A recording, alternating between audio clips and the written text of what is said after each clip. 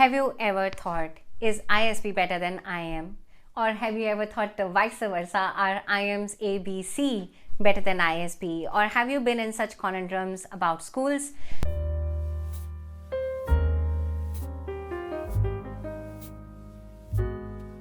Then hi, welcome to my channel. I'm on a chai break, and on my channel I talk about all things consulting, all things MBA, and all things many times career advancement and lifestyle. So feel free to hit on the subscribe and the notification button so that whenever I'm putting out content, you get notified. And of late I've been doing that almost on a daily or an alternative day basis. So in this video, it's a very interesting and a hot topic that I've been requested on my channel, so I'm happy to answer that for all of you. And once again, to do a rational comparison, we will divide this video into 5 sections. And of course, I would suggest that why don't you stop the video, post in the comment which one do you think will be the better answer. Are ISB better than IIMs, or are IIMs better than ISB? And if you stop the video, then welcome back. Let's start, and let me help you understand the anchor points. How will we navigate the discussion? And towards the end, we will talk about the CTC comparison as well, because I can understand return on investment is a justified topic. So first and foremost, we will talk about the input cost. How much does IIMs cost versus ISB? Then we will talk about the diversity of the cohort, which should be actually an important point because you pay for that network as well. The diverse the network is, the more value you get out of the network. The third is the teaching model, the professors who are at ISB versus IIMs. The fourth one, of course, is largely around the sectoral shift and the sectoral pivots. And the fifth one is CTC. So that is how we are going to be navigating this video. The first one in terms of the input and the investment that you would have to make.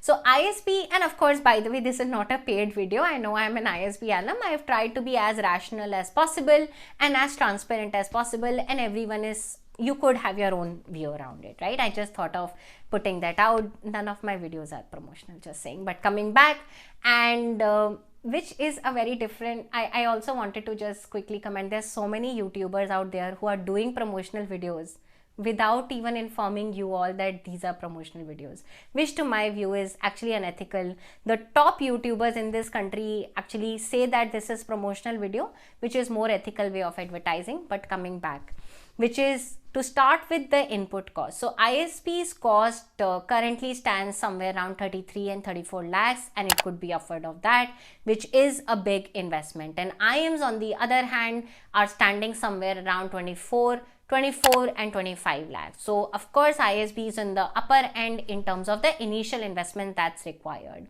And of course ISB, but on the same side, is a 1-year program, which is actually not a downside of ISB, it's an upside of ISB, because you could quickly do your program and then you could come back in the job market very quickly and then start earning again, right? You are not foregoing 2 years of your salary. You are just foregoing 1 year of your potential salary, and you're joining the market and you're earning relatively quicker. So that's point number 1. Point number 2, largely around ISB versus IIM in terms of diversity. So ISB has more than 39% of women.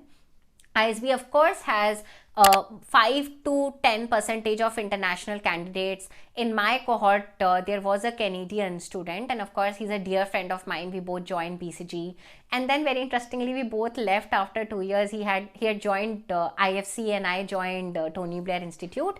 But and of course there are Nigerians as well, Nigerian friend in my class, and there are other. It's a very still minor group, but ISB still has international community joining from other countries. IIMs on the other hand have almost negligible, at least I couldn't find any data point on internet to prove the fact that IIMs have actually a good international diversity. In fact, on the other hand, the women diversity also is very less, and you may question perhaps as a male that why are women needed.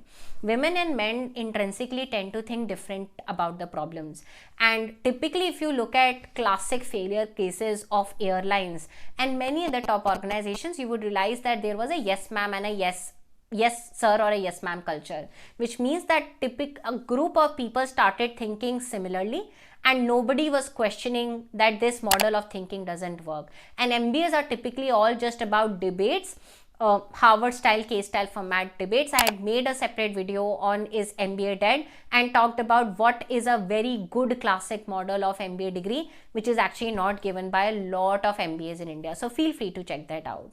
But coming back, ISB has a higher end of diversity than the conventional IIMs, which brings me towards the third point, which is about professors. So both ISB and IIMs are on academic professor model. In both the institutes and academia, right? Not a practitioner, not a CEO will come and teach. In ISB and in IIMs, academia and professors will teach, right? But of course at ISB, Wharton professors, Kellogg professors, Fletcher School of Diplomacy professors flew in periodically and taught us finance, statistics, communication. There was a New York mayor who had come and actually taught us ethical leadership and responsibility. And that level of international faculty is relatively missing, and you may not be able to appreciate this before joining an MBA program, but you do realize this, that your mind typically gets blown. The magic actually happens in discussion, my friends, in the classroom. It doesn't happen by just getting good grades and a placement. MBA ecosystem is supposed to question your way of thinking. It is supposed to question your model of thinking, and that happens through fantastic professors. Not that I'm saying that IIM professors are bad, but I'm saying that the internationalization of professors is relatively less at IIMs, which brings us towards the fourth section, which is around the kind of pivots that you can make in terms of the sectors. Because I'm an ISB alum, ISB at least in my batch, and that is what is proven through data as well, ISB is largely a consulting and a product management feeder school. So product managers join, my cohort mates join the leading unicorns in this country, e-commerce ventures, edtech, fintech, health tech ventures, and of course the management consultings of the world. IIMs, on the other hand, I have typically found that they are not just a consulting feeder school. So for example, IIM Ahmedabad and Bangalore will witness good quality and good number of marketing hires as well. And for example, IMC is known to be a finance school also. I'm not saying that the finance recruitment at ISB is less, but every school has a strength. So for example, Wharton in Ivy League is a finance school, in CAD is a consulting school, right? So ISB is not known to be a consulting school or a marketing school. HUL, PNG will come and hire, but the number of hires will be less, and I will also tell you why. The number of years of experience of an average ISBN is almost around 4.5 years. The average year is 0 to 2, I think is less than a year at IIMs, if I'm not wrong. And of course, at IIM Bangalore, from what I know, it has been rising because they are asking for years of experience. Marketing firms, for the kind of roles they hire, they look for freshers, or at least, if not freshers, then with bare minimum experience, and that is the kind of hire that they typically don't find at an ISB campus. For example, I had joined ISB after 5.5 years of experience in management consulting and development consulting, and that means that for HUL and PNG, the kind of marketing trainees that they're hiring, they may not be able to have that from ISB. But of course, like I said, a lot of my friends who had experience in finance were able to go to finance, but largely I've never found ISB to be a core finance school, or I could say a core marketing school, which seems to be the case with the IIMs.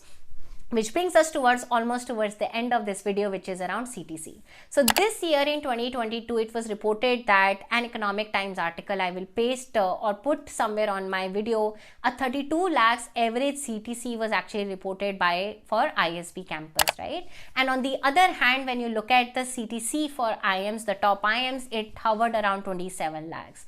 And I could actually imagine why the delta lies once again in the number of years of work experience. So for example, when McKinsey, BCG and Bain will hire from ISB versus they will hire from IIMs, they will give a little additional lakhs to ISB. And why? Because they have more years of work experience versus to an IIM ABC, which is fine, and I've always maintained that is peanuts in the grander scheme of things, but net at a larger CTC average numbers, and this is not in hand, and I will make a separate video of what was my BCG in hand from that 33 lakh CTC, so feel free to check that out. but there is a delta. So that's my view. I'm actually very purposefully not giving a final answer because everyone's answer is different. Few people could afford an ISB degree, which is 33 and upward lakh, but has a higher return on investment, has a higher diversity. Few people do not care about the network, just want a job out of their degree, which to my view is a little short-sightedness, but I would understand if that is what you want to solve for. And with that, if you want to actually get into management consulting and product management, feel free to check out Impact MBA Scholars Program at my own education venture, which is just 1% of the cost of IIMs and ISB and provides a CTC of almost the highest CTC offered by an employment partner at GGI has been around 29 lakhs and the average hovers around 15 lakhs to 20 lakhs. You may ask me, Shatakshi, so why is the entire degree, we are not degree, we are an alternative platform to an international MBA, so why are you charging so less? We are charging so less, my friends, because we are disruptors in the entire education ecosystem. I realized during my journey at Harvard at ISB that I was surrounded by privileged people and I want to kill that privilege. And that's why at my education venture, the mission is to realize every human being's potential through quality business education. And with that, if you like this video, feel free to click on the like button, share it with your friends so that they get to know about all the cool things that we are bringing out to the world. And with that, I take your leave. Stay happy, stay healthy, and be kind to each other. I'll see you all soon. Bye-bye.